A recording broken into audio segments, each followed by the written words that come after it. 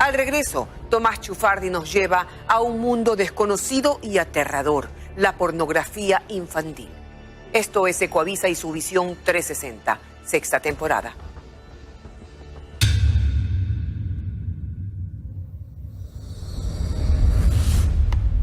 En algunos países se lo conoce como la sextorsión y es uno de los delitos más comunes relacionados a las redes sociales. En el primer caso, se amenaza con el uso de estas imágenes a cambio de dinero o muchas veces a manera de venganza. Pero con los menores, las intenciones son mucho más macabras. Si tú no me mandas más fotografías, yo voy a publicar, estas son tus redes sociales y aquí está toda tu familia. Y le envía foto de captura de toda la familia.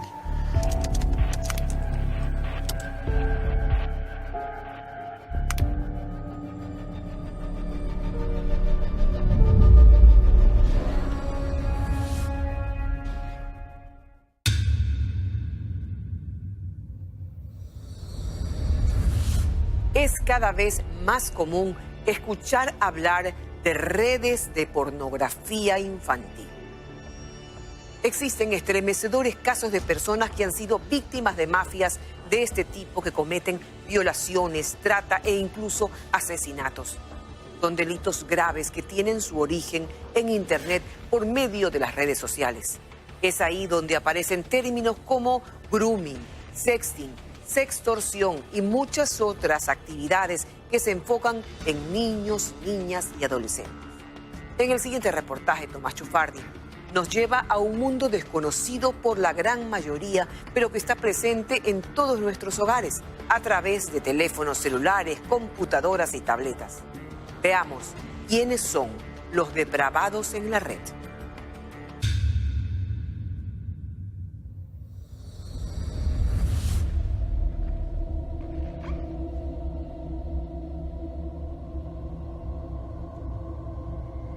Hasta hace algunos años, la palabra grooming en inglés tenía una sola traducción: acicalarse, prepararse, arreglarse. Pero en los últimos tiempos, este término adoptó un significado mucho más oscuro y tenebroso. Se trata del acoso sexual a menores de edad a través de medios digitales. Se usa este término porque los depredadores sexuales preparan a sus víctimas a través de una serie de estrategias para luego tener el camino libre para cometer otros delitos sexuales más graves con los menores de edad. La principal estrategia es el engaño. El acosador abre una cuenta en alguna red social con una identidad falsa, puede ser mujer u hombre, con una edad similar a las presas que busca acosar. Envía decenas de solicitudes de amistad y muestra un perfil amigable, con fotos falsas y con los mismos intereses que su grupo objetivo, hasta que las víctimas enganchen.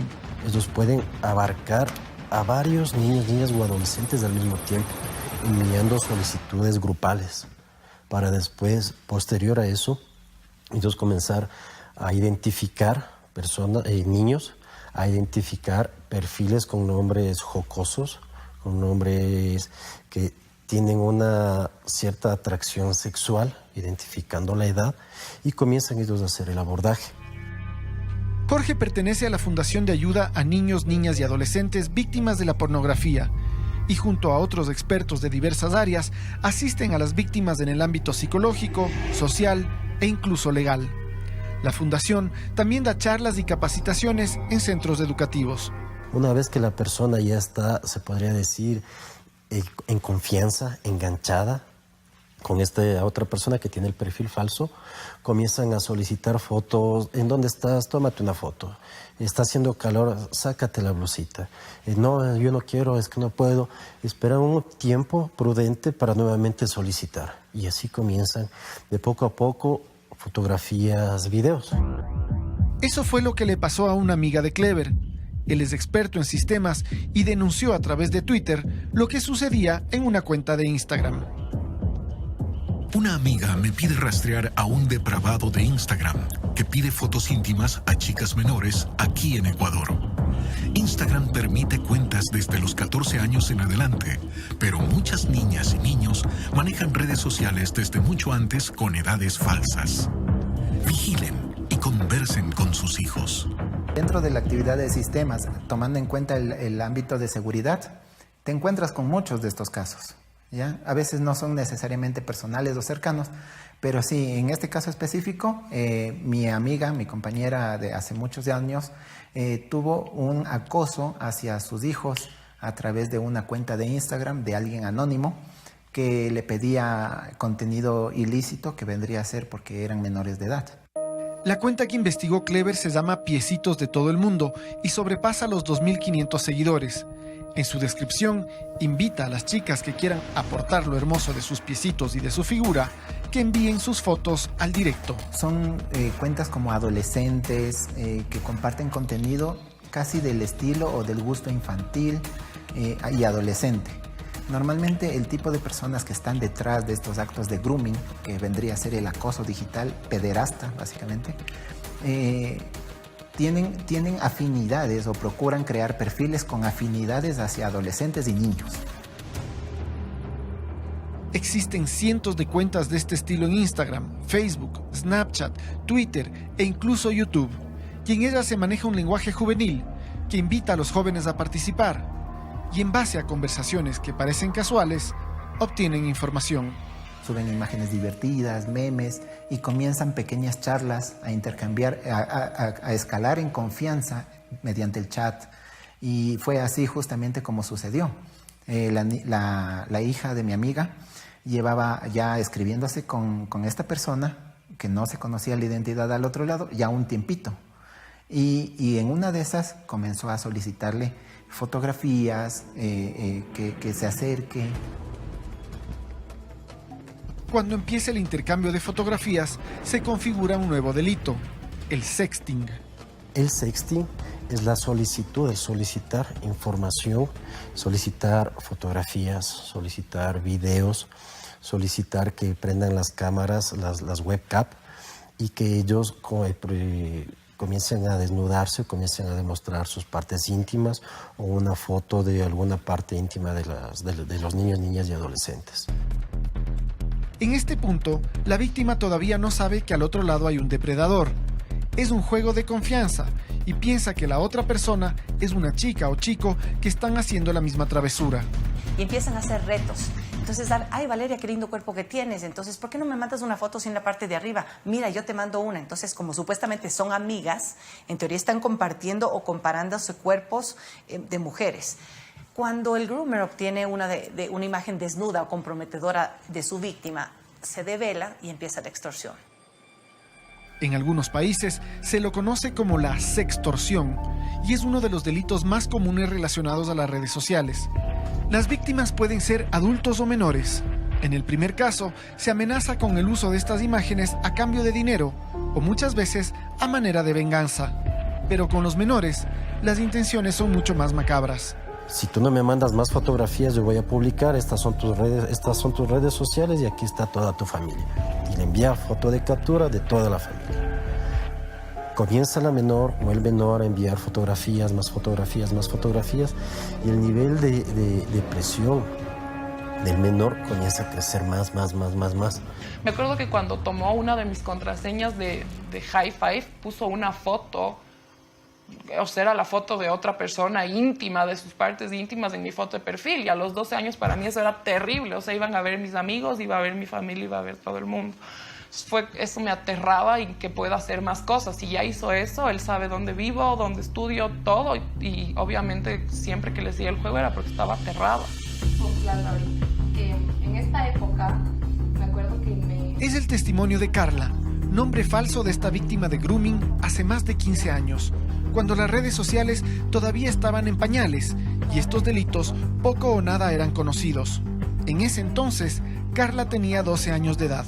Me acuerdo que recibí una vez un mail de una persona que intentó hacerse mi amigo. No me dijo nombres, no me dijo nada, pero decía que me conocía, sabía algunas cosas sobre mí. Y creo que para ese entonces ignoré como el mail que recibí de esta persona y luego volvió con más insistencia. Entonces empezó a hablarme por mi nombre. Empezó a decirme cosas muy puntuales que sabía de mí, sobre mis papás, dónde trabajaban, sabía dónde yo estudiaba, a la hora que salía, y ya me empezó a dar un poco de miedo esta situación. Esta persona empezó a contactarme más seguido y me dijo que lo primero que iba a hacer era tomar las contraseñas de mis redes sociales. Entonces, de repente, el Hi5 ya no servía con mi contraseña y publicó otra foto y mi mail tampoco ya servía con esa contraseña y ahí me asusté. Y la primera petición que me hizo esta persona fue que le manden fotos privadas de mi cuerpo. Ella no tenía la confianza para contarle a sus papás, pero lo habló con su prima de 14 años, a quien le estaba pasando exactamente lo mismo con la misma persona. Ambas decidieron acceder a las peticiones del acosador enviándole fotos falsas. Y las dos, nuestra super solución entre 12 años y 14 que tenía ella máximo fue buscar unas fotos en internet y mandarle a esta persona para que ya nos deje de seguir acosando. Fotos de partes íntimas. De partes íntimas, ajá, es súper específico lo que quería. Las fotos mantuvieron alejado al acosador por un tiempo, aunque esporádicamente Carla recibía alguna amenaza, pero por un tiempo estuvo tranquila. Hasta que volvió otro día a escribirnos diciendo que quería un encuentro. Ya ese fue ya una situación que nos alarmó un montón y le dije, no, tenemos que hacer algo. Así que fuimos directo donde mis papás. Me acuerdo que le conté a mi mamá, pero para esto ya había pasado meses, casi un año del acoso de esta persona y de conversar y de sus amenazas y de las fotos y todo. Los padres de Carla y su prima reaccionaron, escribieron de regreso al acosador y le advirtieron que irían a la policía. El acoso terminó y 2 años después, el autor escribió un correo pidiendo disculpas por todo. Nunca supieron de quién se trataba. Luego, hace poco, hace unos 6 años más o menos, cuando estaba embarazada de mi hija, me escribió y me dijo que sabía que estaba embarazada y que tenga cuidado, que aún sabe de mí y está pendiente.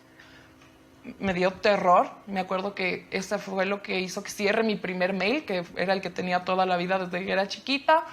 Me abrí otro mail, lógicamente, y nunca más volví a saber de esa persona desde ese momento. La extorsión afecta de sobremanera a los niños y a los adolescentes, quienes se sienten traicionados y al mismo tiempo tienen miedo de ser expuestos ante sus seres queridos. Eso muchas veces les empuja a acceder a las siguientes demandas de los depredadores, que pueden terminar en la producción de pornografía infantil o incluso violaciones. En realidad, muchos de estos casos se han descubierto que iniciaron como grooming y que terminaron siendo casos de explotación sexual, casos de violación, casos de trata, casos de pornografía infantil. Entonces siempre se analiza que hay delitos conexos que incluso podrían investigarse hasta por cada uno de estos delitos, incluso acumularse las penas en algún caso.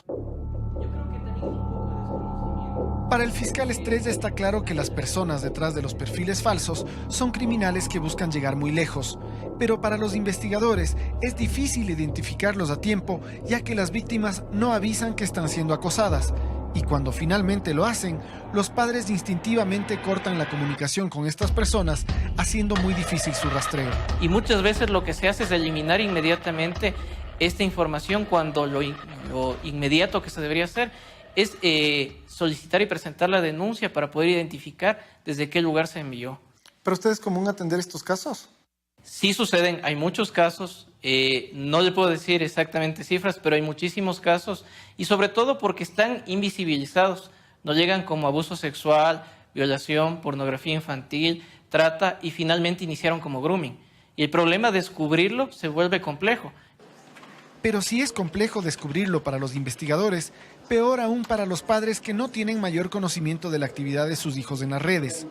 Existen varias alternativas de filtros seguros gratuitos en Internet, así como varias empresas que ofrecen software especializado para regular y monitorear la actividad de los niños en la red. Marta Ponce representa una empresa que ofrece alertas en caso de que aparezca actividad inusual en los dispositivos que usan los menores. Cuando esta aplicación detecta que hay un contenido sexual explícito o que hay una imagen con piel, toma un screenshot o un pantallazo del dispositivo y genera una alerta al padre de familia o, si es que esto está instalado en las unidades educativas, será al rector, al personal del DC. Quizás uno siente que esto no puede suceder en nuestros hogares porque nuestros hijos son muy pequeños o porque asumimos que no saben navegar por la red. pero esos contenidos son cada vez más numerosos y fáciles de hallar. Ellos están viendo unos supuestos dibujos animados. Hay páginas creadas por la Deep Web donde están las princesas de Disney teniendo sexo. Entonces tú a lo mejor dices, no, pero mi hija está viendo dibujos animados. No, hay animes que son creados donde son actos sexuales. Los depredadores están ahí afuera buscando su oportunidad. En Ecuador existen muchos de ellos y algunos ya han sido detenidos y sentenciados. En la segunda parte de este reportaje, usted escuchará algunos casos que seguramente le horrorizarán, pero que es necesario saberlos para que su hija o hijo no se convierta en la siguiente víctima.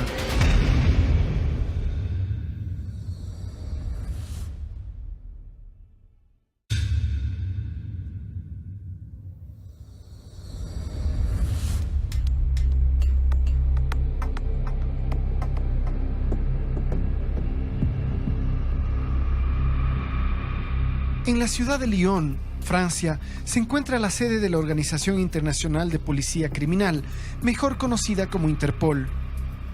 Fue en esta ciudad que en los primeros meses de 2015 se recibieron varias alertas de que había una persona que transmitía videos pornográficos en vivo en la red social Facebook desde Quito, Ecuador.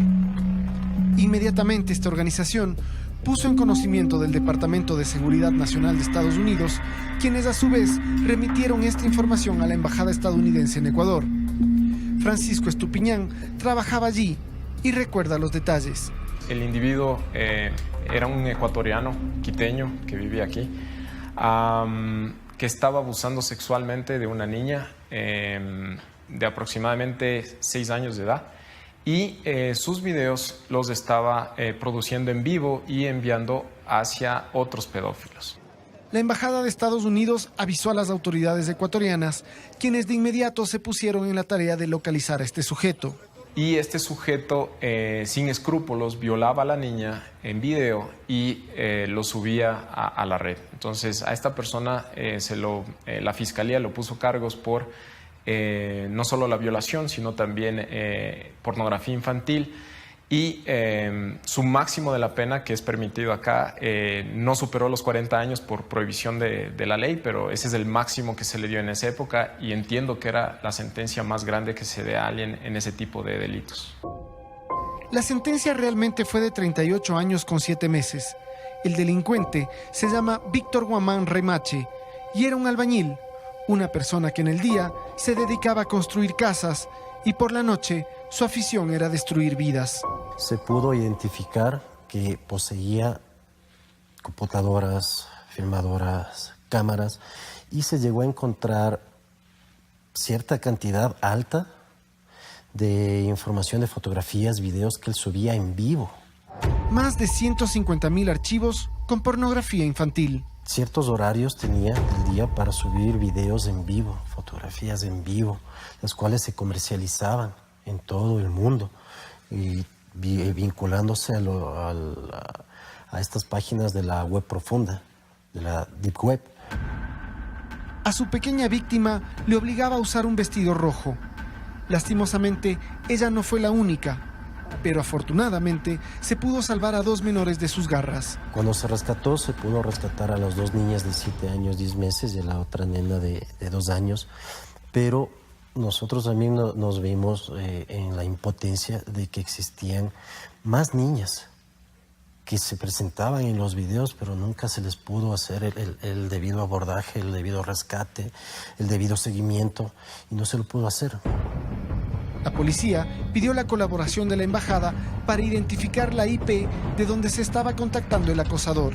Resulta que la IP de esta persona estaba en Estados Unidos, en New Jersey, y que esta IP pertenecía a un ciudadano ecuatoriano que estaba ilegal en los Estados Unidos, que es Freddy Arbito. Cuando se hizo el allanamiento de su hogar, se encontró pornografía infantil.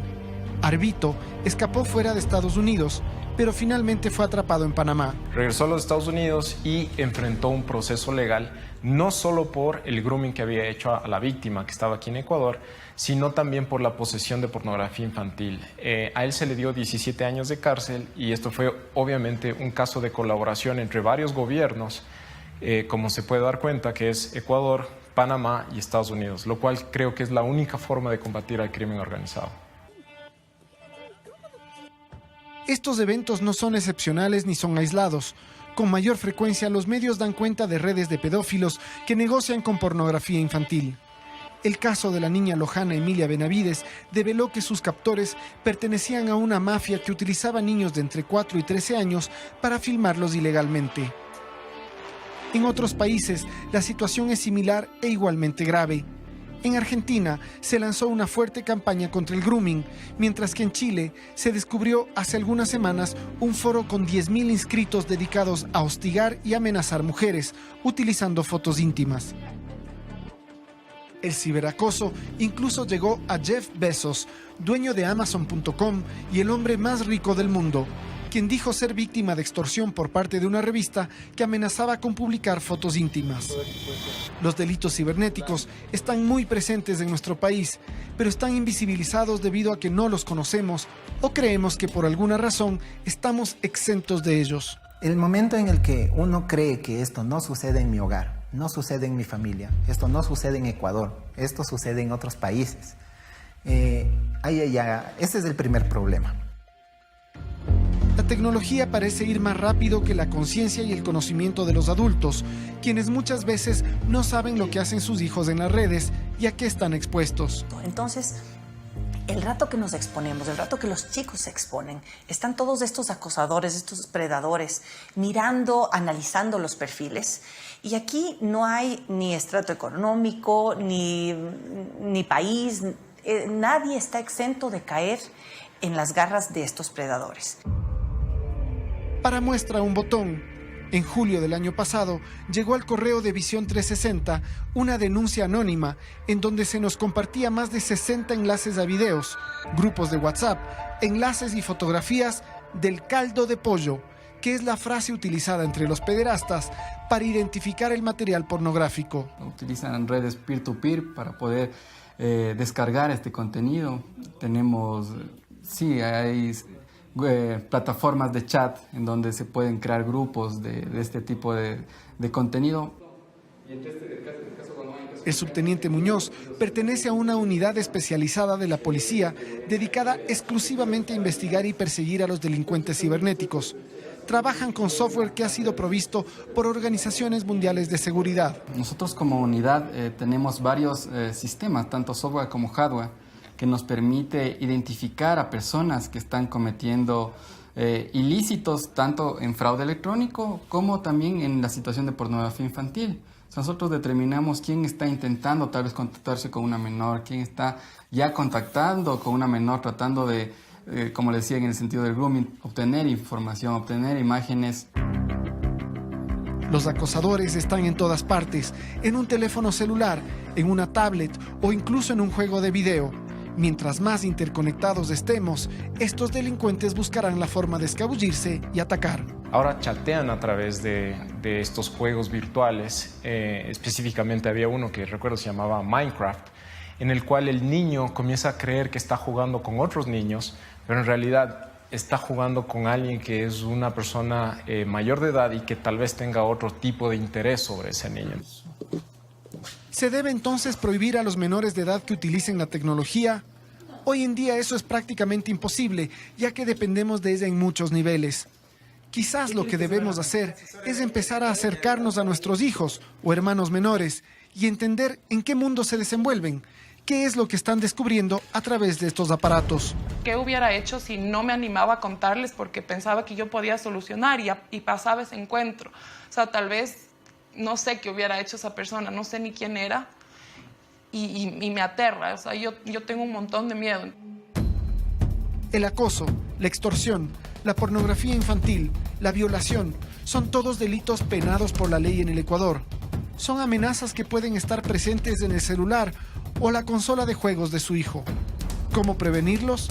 El primer y más simple paso es poner atención a sus seres queridos.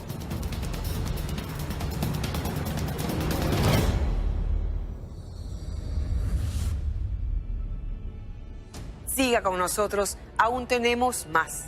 Esto es Visión 360, haciendo periodismo desde todos los ángulos posibles.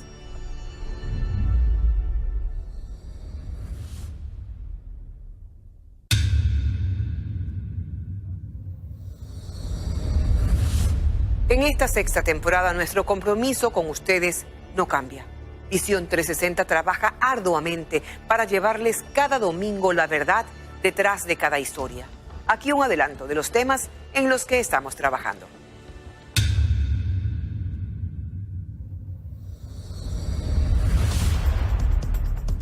Los seres humanos cometemos errores y los errores se pagan. La idea es privar de la libertad al delincuente para someterlo a un régimen de rehabilitación. La pregunta es, ¿se cumple el objetivo? Aquí en el centro de reclusión de La Tacunga existen por lo menos 1.500 reclusos de más, pero ese no es el único problema. También está la escasez de agua, de alimentos, las dificultades de la comunicación. No se tomó en cuenta el caudal de agua que en ese momento daba la municipalidad de esta localidad. Este caudal es insuficiente para cubrir todo el centro. Por lo tanto, el problema es gravísimo, gravísimo. Ingresan así celulares, hasta cargadores de los celulares, chips, etcétera, y droga. Uno se muere de hambre, mire cómo estoy, vea. O sea, ¿la comida es escasa o no es buena o qué? Escasa y es muy poquito.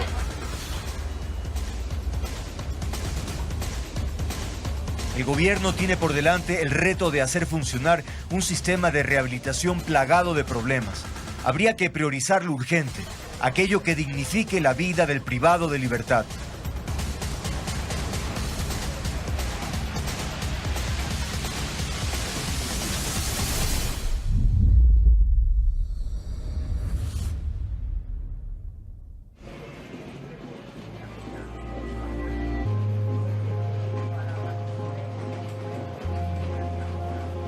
No solamente era yo, eran mis primas, íbamos con mis primas a la casa de él a ver cosas porque vivíamos en la finca y nos tocaba a los dos, nosotros no podíamos correr, no podíamos, nos cogía de las manos. No vemos que es un problema grande, sino que pensamos que es porque es familia o porque es hombre, me da miedo, no quiero decir nada. ¿Cómo encajas que el padre, que en este caso tendría que ser la figura protectora, la figura de tu cuidado, es la persona que te ha causado el mayor daño que ha podido causarte en tu vida? La familia, que debería ser el espacio de contención, de apoyo, el espacio amoroso, es el espacio más inseguro, es el espacio más doloroso donde te ha tocado vivir.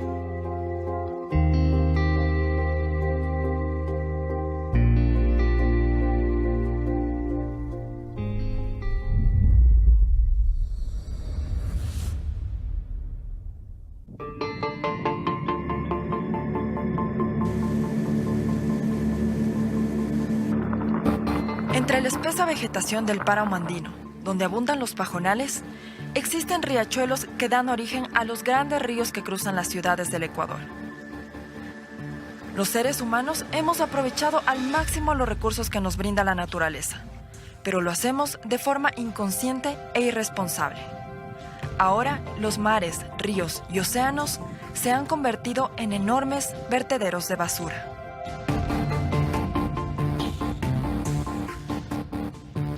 Estamos encontrando virus que se esparcen por el agua, que afectan al sistema digestivo, a la piel, al sistema nervioso, al sistema respiratorio, que son de enfermedades que no estaban reportadas por Ecuador, que estamos reportando por primera vez en el agua del Machanga. El problema persiste y los esfuerzos aún son escasos, porque en Ecuador solamente se trata el 1% de las aguas residuales, según cifras del Ministerio de Ambiente. ¿Tienes contaminación química? Toda la espuma que tienes tú en la superficie significa que debe haber algún proceso quizás industrial que está generando una polución enorme. Es niveles africanos, niveles asiáticos, es terrible. O sea, en realidad da mucho dolor ver esto. Ocurre en un país donde la naturaleza constitucionalmente tiene derechos. Están escritos, pero en la realidad nadie vela por ellos.